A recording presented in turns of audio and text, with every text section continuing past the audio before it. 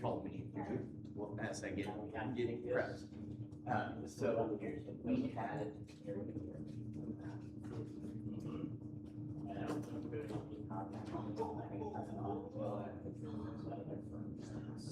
Is that like girl?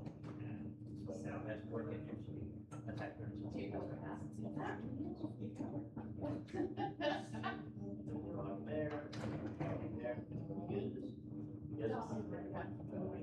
Well, I'm terrific. Ask anybody.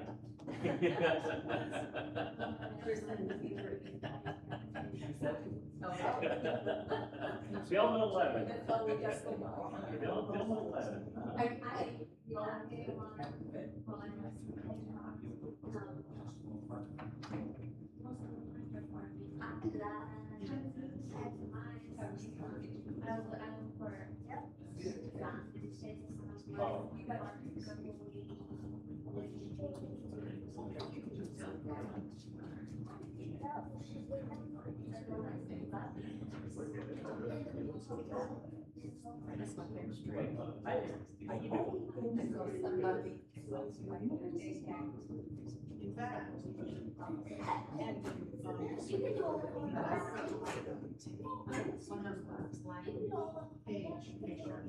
That is from here because Bridge Park last year.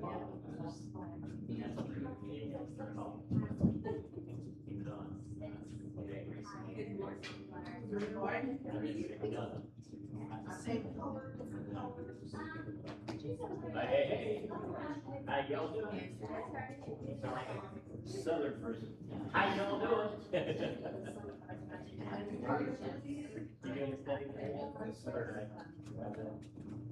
No. All right. Morning, how you doing? Yeah, that's right, cats. Oh, young man. How you doing? Did celebrate your birthday, did you? Absolutely. What you overdoing?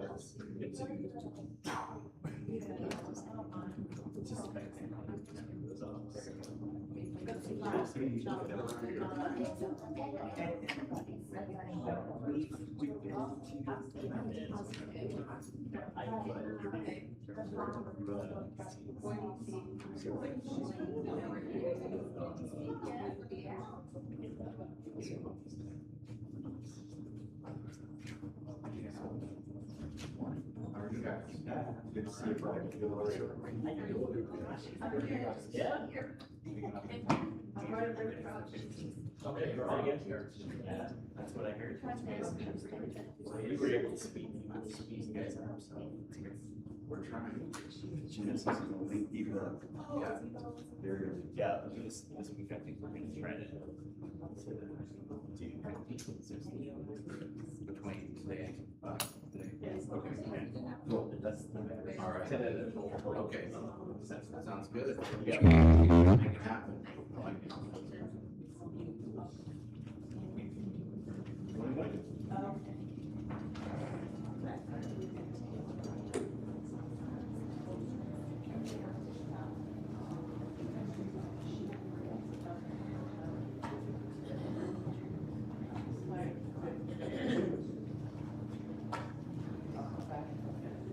Okay, great, thank you.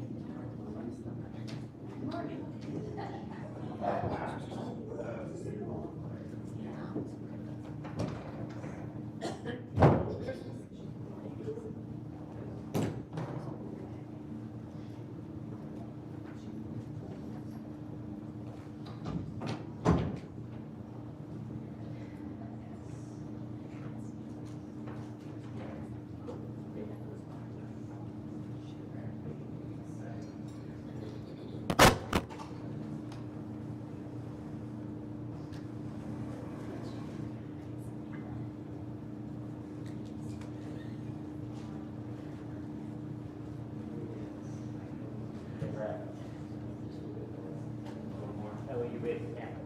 Oh, thank you. Yep, that's good. All right. Okie doke. We are going to begin in chapter 15 of Genesis this morning. So if you want to be turning there,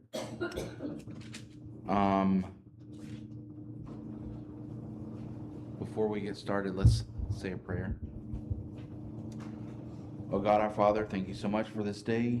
Thank you for giving us breath and bringing us together so that we can spend some time in prayer and in meditation with you, and in study and worship. And we pray that you'll bless our time and that you'll hear our prayers. You'll use this opportunity this morning to continue to mold us and shape us and renew our minds so that we can be more like you, more like your Son, that we can understand you better, understand our salvation more deeply, and be more grateful and show our gratitude in the life that we live. Thank you for preserving these scriptures for us so that we could learn about you, and thank you for sending your Son so that he could become our king and conquer our enemies and fulfill all of the promises and realize all of the beauty that we have in the gospel. Help us to see that as we study, and we pray all this in Jesus' name. Amen. All right. So really quickly, chapter 14, we saw a bit of warring going on. Can somebody remind me kind of what happened in chapter 14? What were the major themes?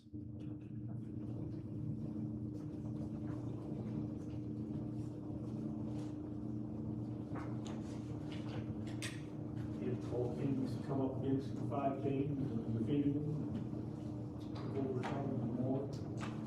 Good. Yep. And who was the highest profile captive in that war? Lot. Yep. And then what is Abram's response?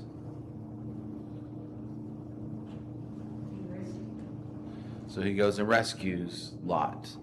And then we have kind of a key figure from a gospel perspective. Who would that be?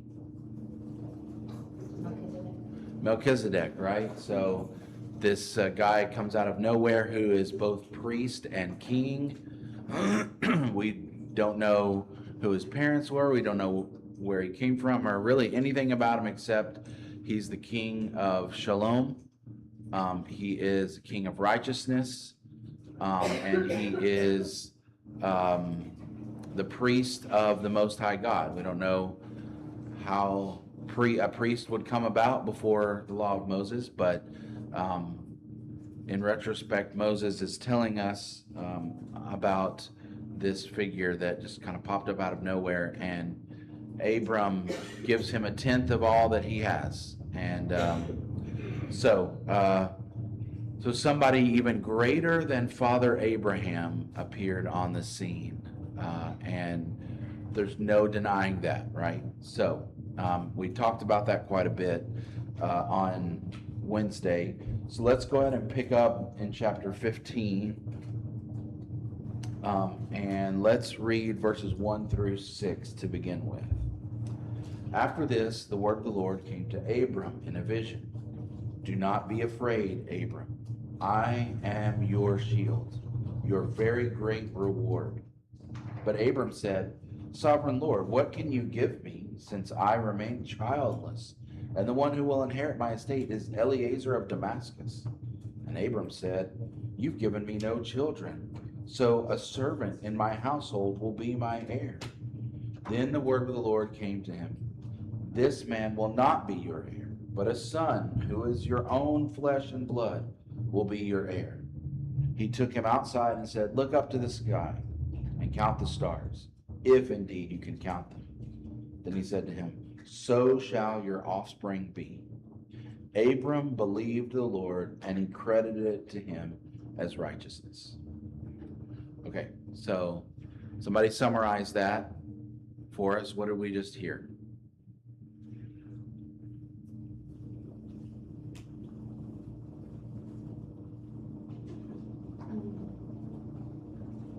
is starting to doubt that his offspring can be as numerous as the stars in the sky because he is childless and old. Good. Good. Anybody want to add anything to that?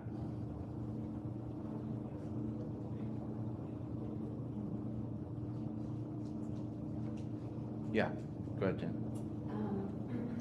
I love that Yahweh knew that and came to him and said, "Do not be afraid. I am your shield, your very great reward." It reminds me of Daniel when he was praying, how an angel was sent to him before that prayer was over.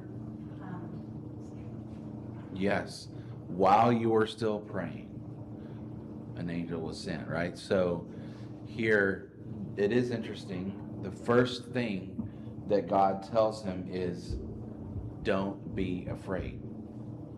Which is, why might that be a little bit ironic coming out of chapter 14? He just demonstrated his protection of him. Right.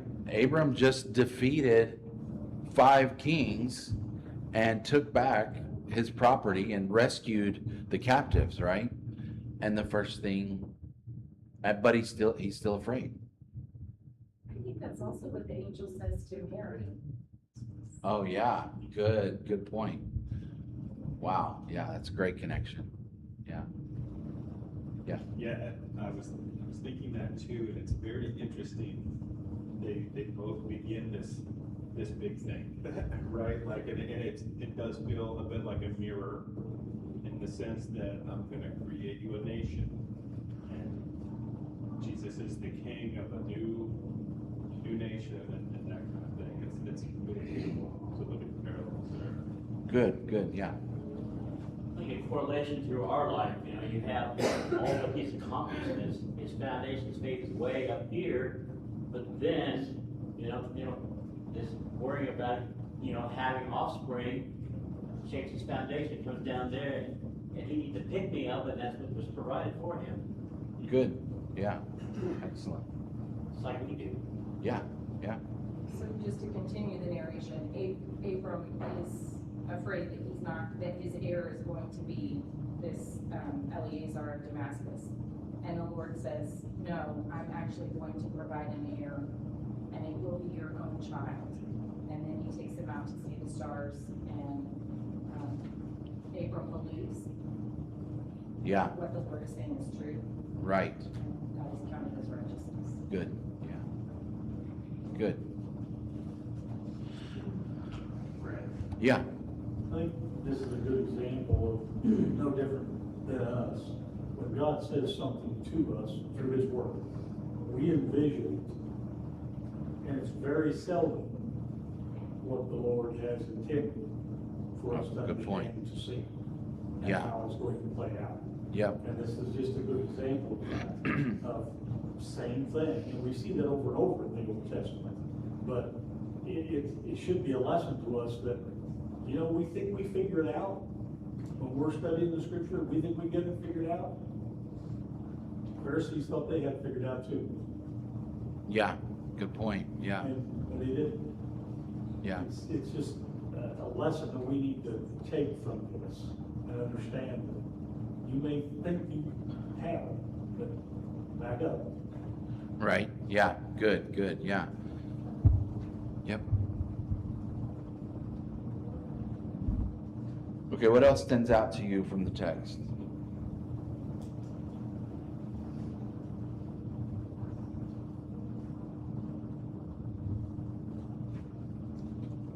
He calls him sovereign Lord, and he does elsewhere. It's like saying Lord Yahweh. Mm-hmm. I thought was interesting. Just very respectful, like very, obviously very respectful, but it's not a term that I'd seen really before. Yeah, so he uses the word sovereign Lord, sovereign Yahweh. Yeah, good. Yeah, go ahead. It reminds me, verse 2 reminds me of what I love about David in the Psalms, where he questions. He has a relationship that is grounded enough that he can ask difficult questions. And I think about our friendships and the ones that we can talk to about things that are not pleasant, Mhm. because there is that foundation of trust there. And so I appreciate that he's questioning him. Yes, he's saying sovereign Lord, but, how are you gonna do this? You haven't done this yet, right? So there's the question of the trust and faith in that too. Right, good, yeah. Yeah, and in a time when the greatest blessing on earth is that you have a heritage, that you have children and you have a big family, and like that is the physical manifestation, the earthly manifestation of being blessed by God. And yet here's Abram, and he has all this wealth, like he has 300 fighting men underneath him, but he doesn't have the one marker of the greatest blessing from God, and that is a family. And he's wondering about that. This is also a shadow of what is going to come after he has Isaac. And they're gonna be going up on the mountain, and he's gonna be asking, where's the sacrifice? So here he's saying, I don't have an offspring. A member of the household will be my heir. And he's gonna say, I don't have a sacrifice. What am I supposed to sacrifice? And it is going to be his son. Good, yep, So this is also a mirror of all that is to come. yep, very good, yep.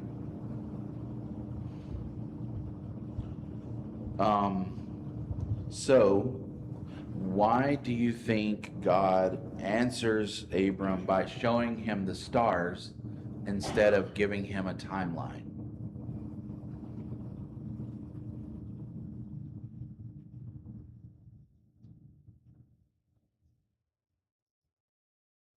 I was thinking earlier that it's almost like when he told him, your heirs will be the dust of the ground, and if you can count them, well, now it's the stars of the sky. I think it's showing the immenseness of God's power and his abilities.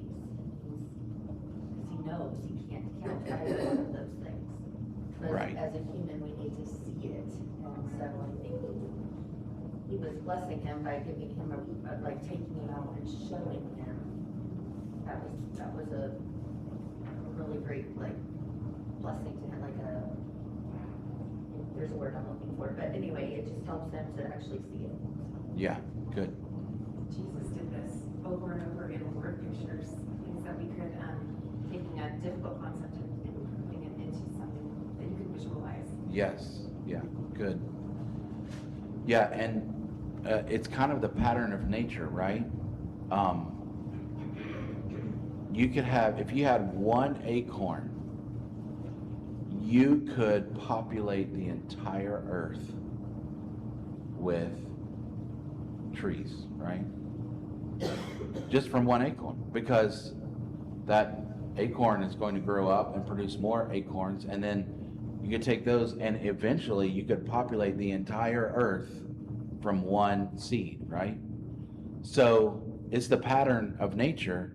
And here, in like just after explaining us the creation and this idea of be fruitful and multiply, God is saying, the principles hasn't changed.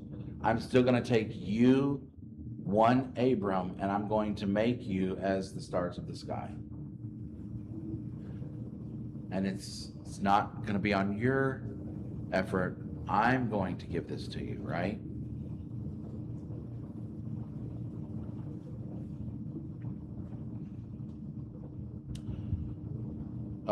So why do you think, why not just give him a timeline and say, here's how it's going to happen,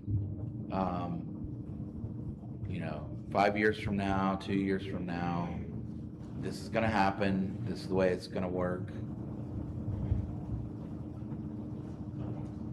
He is actually gonna give him that timeline. When the angel comes, he'll say, a year from now.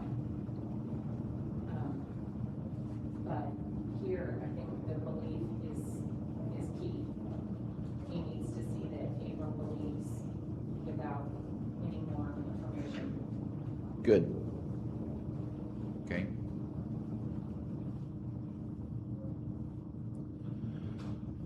Yeah, so what does it mean that Abram believed God? What do you think that means in this context?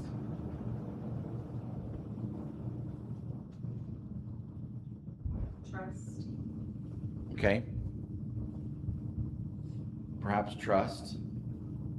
He thought it was going to happen. Okay. All right.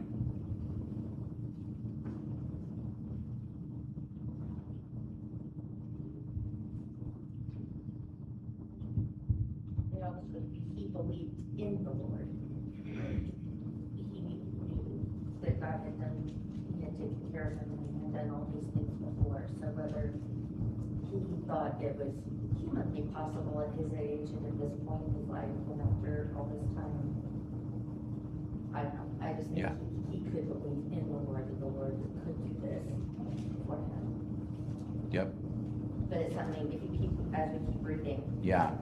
he's gonna continue to question the Lord, so I think it's like, there's still maybe some doubt, but he believes that the Lord could do this, but it's just, I don't know, Yeah. it's the question, it's still there. Yeah. And Which is that's, okay, which is part of what Jen was saying earlier, that's their relationship, and that's kind of what they have their, that's a great part Yeah. of their relationship is based on. yeah, it's interesting that Abraham believed God, it was counted to him as righteousness, but that belief didn't result in perfect obedience.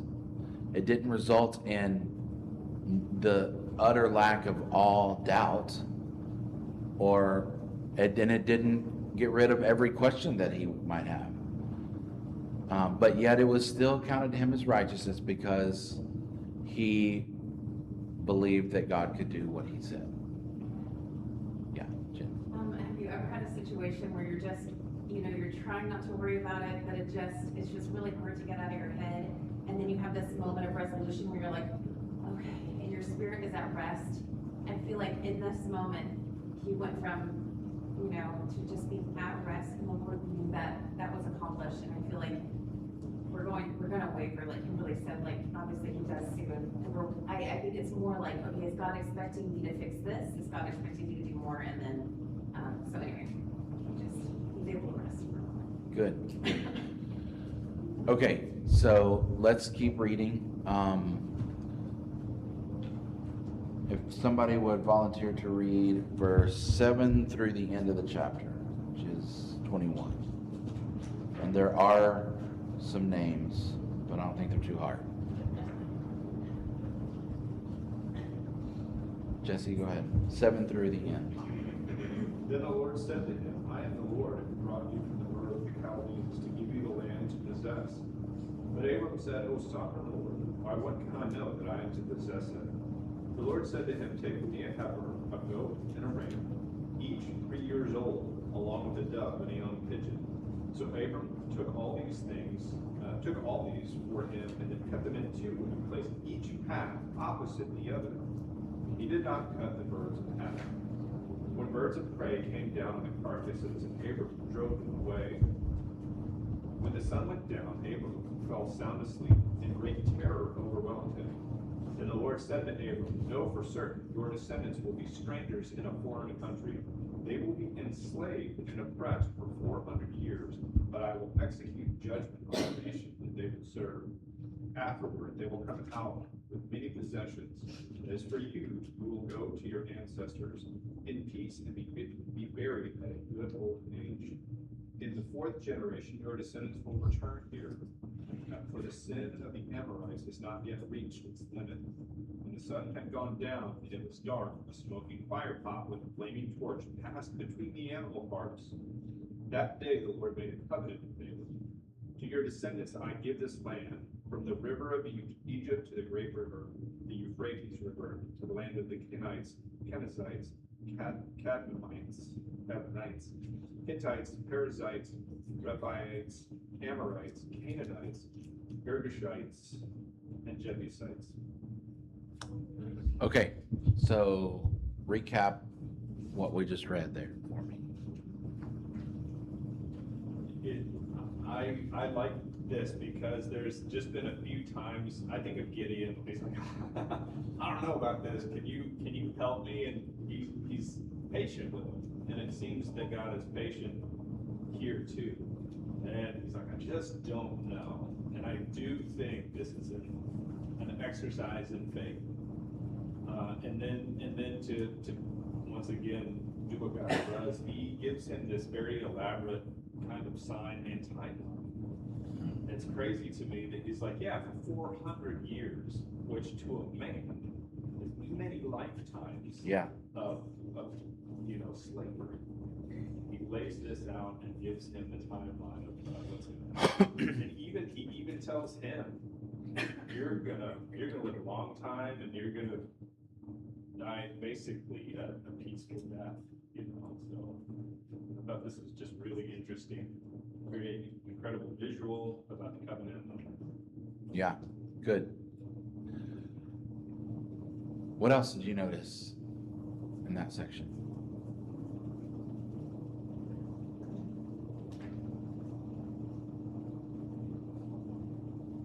God has Abram bring some strange things.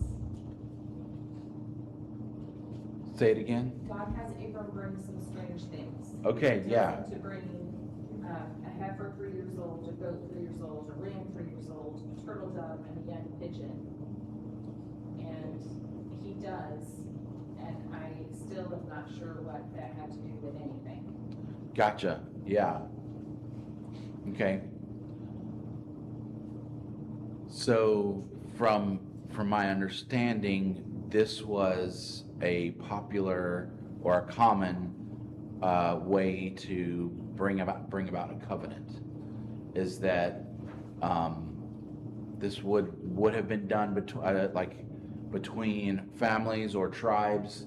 If you both agreed to something, you would take 2 animals, and I can't help but anytime an animal is sacrificed like this, think that it's both a promise, a sign, and also a meal. So, and maybe not, but I don't know that you can separate those, but they cut the animals in 2, and then they would both walk between the 2 parts of the animals. And the connotation and the agreement was, if I break my end of this covenant, may I be like these 2 animals torn apart.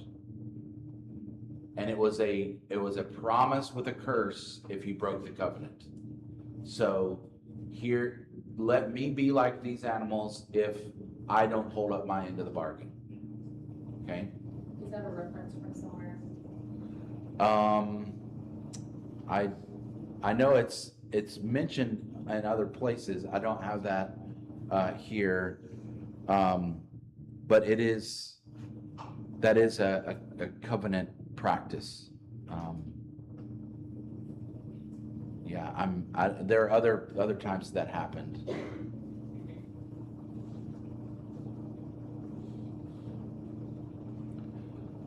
So usually both parties would pass between the 2. They would walk between the 2 parts of the animals. They walk. But in this instance, what happens?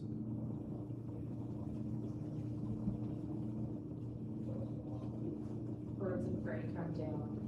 Okay, birds of prey come down, but Abram drives them away, and then what?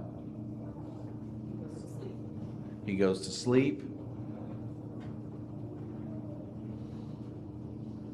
And what is this? Dreadful darkness falls on him. Okay, there's a dreadful darkness.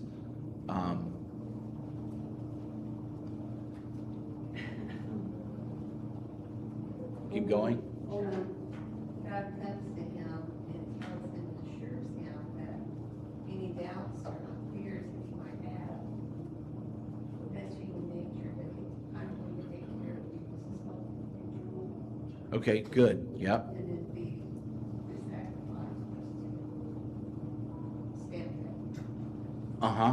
Good. Yeah. Good. And then how does God stamp that? Yeah, let me. The smoke and the lamp go through, Abraham never goes through.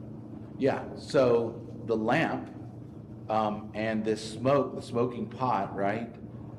They pass between, representing God's presence, they pass between the animals, right?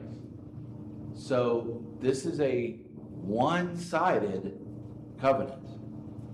God is the one promising to Abraham, I will do this, or let me be like one of these animals torn in two. So God is, it's not Abraham doesn't pass through there. There's nothing that Abraham agrees to do in order for this to come about. This is God's promise, and he ratifies it with a covenant saying, I will fulfill my end of this. And there's nothing, it's not contingent upon anything that Abram should do or will do. Otherwise, Abram would pass between the animals as well, but he doesn't.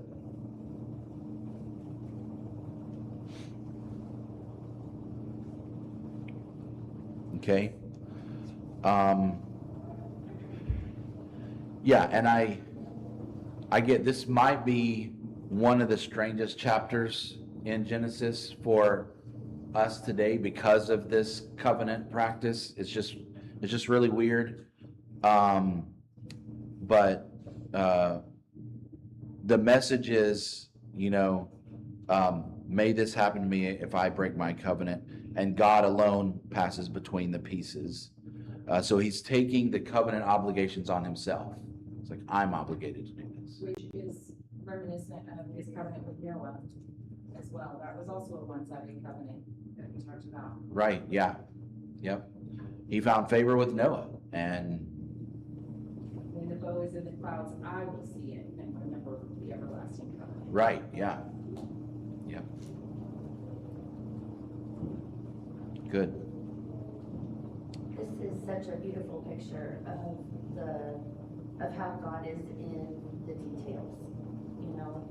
He asked for a 3-year-old heifer, a female 3-year-old goat. Like, he's very specific about what he wants in order to make this covenant with Abram. Mm-hmm. And it's just such a reminder to us that we can pray those very specific prayers for the smallest of things. Mm-hmm. A bunch of us were at a wedding this weekend, and there were several of us praying for not rain clouds, but just clouds to come over the sun so that we could enjoy this outdoor, very hot wedding, even for the slightest moment. Yeah. And he provided. There was one large cloud that just came right over that sun, and that's a detailed prayer that, I don't always think to pray. Mm-hmm. I think stopping and seeing that God wants to do those things for us because he is in every one of those tiny little details. Yeah, good. Even when this covenant is a really big deal for Abram. It's the rest of his life. It's the rest of all of our lives. And so, but it doesn't have to be that big. It can be these little things. Yeah, very good, yeah. And why not take every little thing to God, and because you're worried about those little things too, and God knows it. So, He already knows. Why not yeah, just talk to him about it? exactly. Talk to him about it, give it to him, lay it at his feet. Jesse? I really like that idea. I think that, at least for me, often I think of the spiritual realm as so different and so far away. And I think I'm gaining an appreciation for the fact that this is like an echo, like maybe a 2D version. And so these things matter to God too. Like, he's the one that created the 7 days, like, the Trinity. These are real details that all point to his glory. And so I think these details also matter. When I think about the temple and the priest and all of the specifics, all of that has meaning. All of it is meaningful to God. I really like that. It shows he's closer than maybe I've felt in the past. Good, yeah. Jen? It makes me, I keep hearing the song in my head, making an instrument, because Abram here was an instrument, and God was making it very clear. Like, if someone said, hey, Jen, from you, all of these things are going to happen. I feel immense pressure. I feel like you shouldn't have picked me. I'm not going to mess it up. Like, and he's like, actually, this is what I'm doing. You're an instrument, and it takes the pressure off, but it also shows the glory of his plan. Yeah, very good, yeah. Yeah, really takes the pressure off. I know exactly what you mean. Some people when they hear that they are in control of the situation, they're very comforted because they're like, oh, okay, so I can control this. This is up to me. Like I don't have to, like I can make this happen. When I hear that I'm in control, I go, oh no, I'm gonna fail. I'm gonna mess this up. Can somebody else please be in control of this? I'm gonna mess this up. And so that's a heavy burden, right?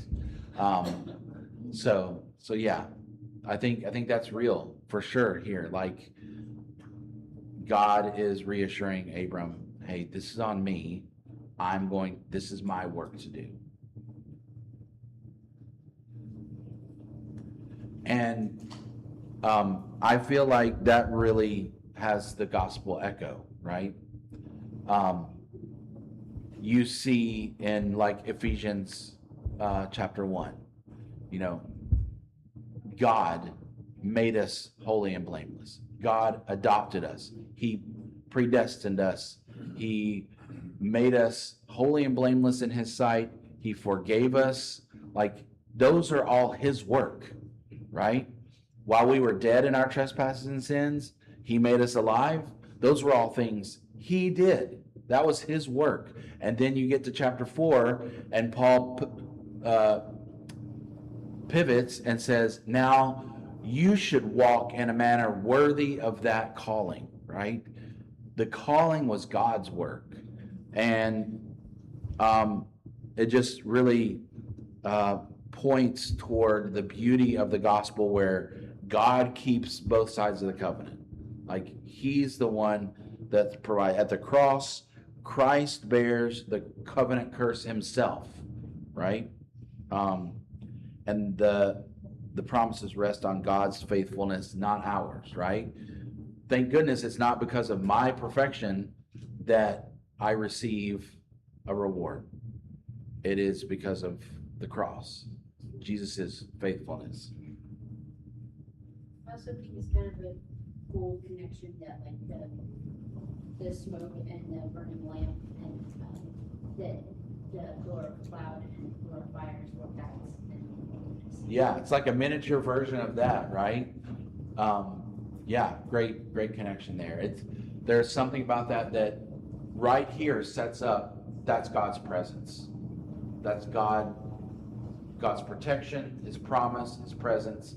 And then, to have, for Moses, and I mean, put yourself back in that situation where perhaps you've come out of Egypt and Moses is relaying all the origin story of the Israelites, the origin story of Abram and all of that. And he's saying, hey, that pillar of cloud and fire that is leading us is the same one that promised to Abram that he was going to make this happen. And by the way, the 400 years is over. And now God's bringing us out of that in the same pillar of cloud and fire. Yeah, I hadn't made that connection, Olivia. That's excellent.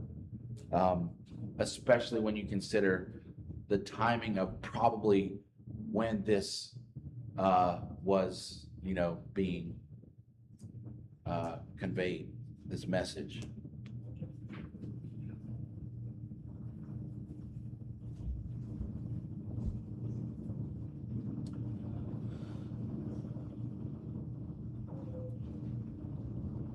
So I know sometimes the translations are a little bit difficult, and I didn't really look into this, but it is interesting that a thick and dreadful darkness is the way the NIV reads. Thick and dreadful darkness came over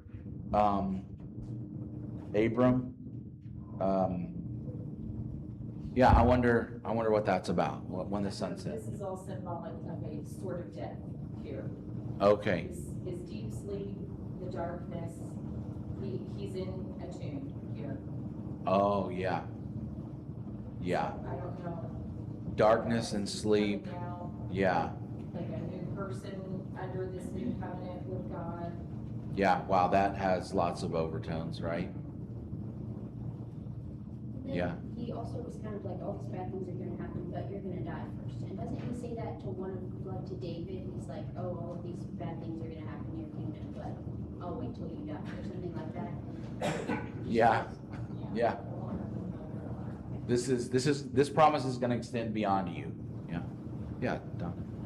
The commentator that I read said that the probable purpose was to keep Abraham from passing through. Oh, okay. Been the outcome, because when they did this sacrifice that both parties would pass through Right, yeah, to seal the covenant, keep him from it. yeah. God sedated him and said, okay, I want you to be still, and I'm gonna do this work. I'm gonna show you. This is not about you. This is my promise to the people. Yeah, good. But yeah, it also just symbolically, a lot of times, darkness and sleep represent death, right? And so maybe just figuratively, symbolically, through death, God is going to work these promises, which is exactly what he does.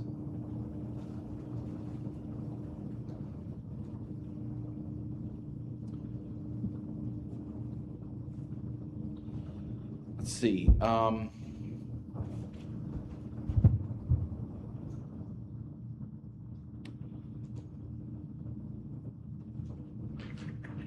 Anything else stand out to you here? At the end of the chapter, I can see a connection between Ham's curse and God comes back with Abraham's descendants giving land. Now the Canaanites, Amorites, Jebusites, and a few others are Yeah, overtaking them because of their specific in verse 16, then make a use of the Amorites. right, yeah. Yeah, in the fourth generation, your descendants will come back, for the sin of the Amorites has not yet reached its full measure. But the Amorites, Jebusites, and the Canaanites are also mentioned underneath Ham's descendants. Okay, yeah, interesting. So a reiteration of that relationship and how that's going to play out. Good.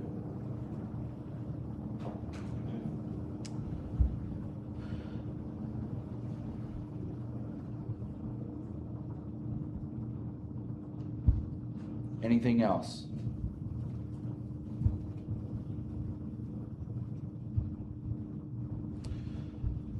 Okay, so there's a lot in this next chapter. Let's go ahead and begin. We'll read through this, and that'll probably get us to about when we need to wrap up. Chapter 16. Now Sarai, Abram's wife, had borne him no children, but she had an Egyptian slave named Hagar. So she said to Abram, "The Lord has kept me from having children. Go, sleep with my slave. Perhaps I can build a family through her." Abram agreed to what Sarai said. So after Abram had been living in Canaan 10 years, Sarai, his wife, took her Egyptian slave Hagar and gave her to her husband to be his wife. He slept with Hagar, and she conceived. When she knew she was pregnant, she began to despise her mistress. Then Sarai said to Abram, "You are responsible for the wrong I am suffering. I put my slave in your arms, and now that she knows she is pregnant, she despises me. May the Lord judge between you and me." "Your slave is in your hands," Abram said. "Do with her whatever you think best." Then Sarai mistreated Hagar, so she fled from her. Okay, let's stop there. So, tell me what you heard there.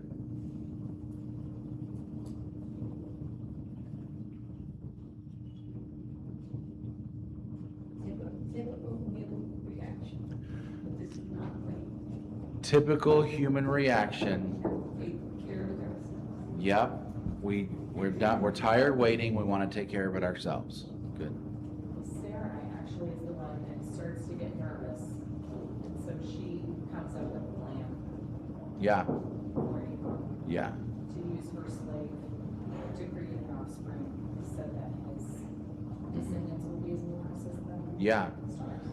So why, think about the root of that. Why would Sarai start to get nervous and impatient? What does that imply? That she maybe doesn't have the kind of relationship with God that Abram does. She wasn't maybe a part of those same conversations with him. I mean, this was something that God had spoken to Abram about. And so the pressure that she was put on herself when he comes home and says, I had a great conversation with God. He said, I'm gonna, be the father of many nations. She said, well, it's kind of up to me Yeah. in her mind. Right, yeah. So she's feeling this is up to me, right? She's feeling the pressure. I have to make this happen, right?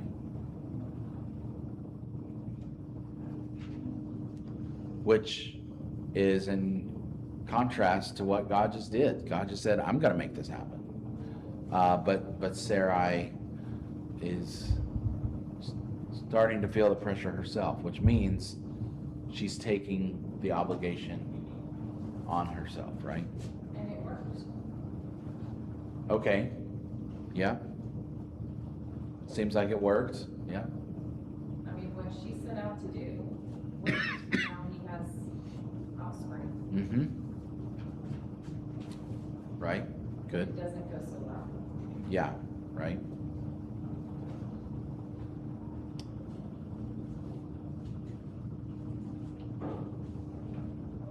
So, what else? What else stood out to you?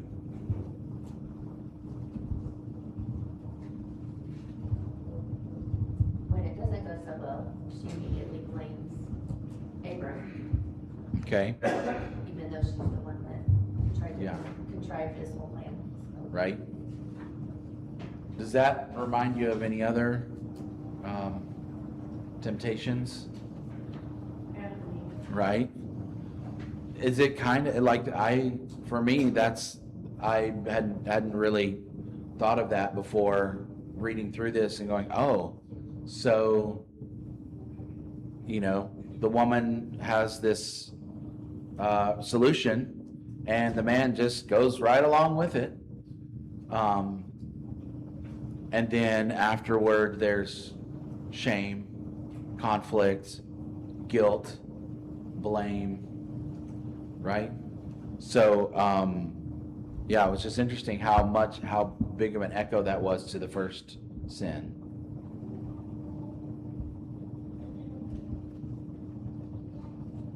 It's a little scary, the amount of, I don't want to say power, but just thinking through the different stories where the women in the Bible have these, like they're able to kind of talk their husbands into things, or even other men, Delilah, and I mean, I'm just thinking over and over of several of the women in the story. It's Yeah. a really good reminder and lesson to us that Right. when we try and meddle in God's plans, and instead of just surrendering to Him and trusting Him, Yep. women sometimes like to meddle and try and fix things. Right. Yeah. And that's not God's plan. Sure. Yeah. I think we all do that for sure. It makes me think of a movie quote. Yes. She says, The man husband- is the head, But the woman is the neck, and she can turn the head any way she wants. Yeah. Yeah. Yeah. I was just thinking about that too. Yeah. Very true. Husbands really want to please their wives, for sure. Most husbands do, at least. I can tell by looking in here, that's true of the guys in here. So, yeah, we'll pick up there on Wednesday, or at least we're going to be headed out of town. So Jesse, hopefully, will pick up there on Wednesday and kind of recap that and finish up chapter 16. And I asked Alan, and they're completely in sync with us right now. So they did chapter 15 and today. So hopefully we'll be in line with that. All confidence.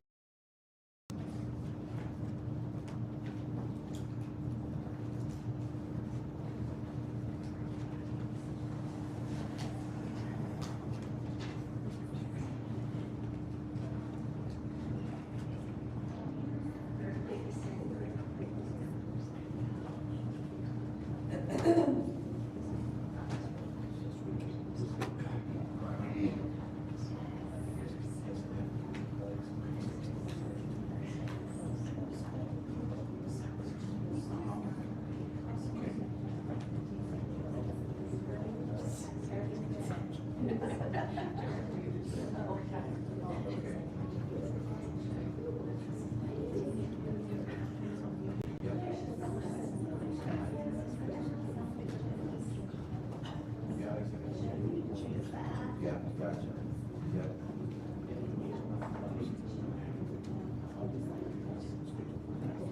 Yeah, right. Obviously, here, do we have anything built up for ourselves? Yeah.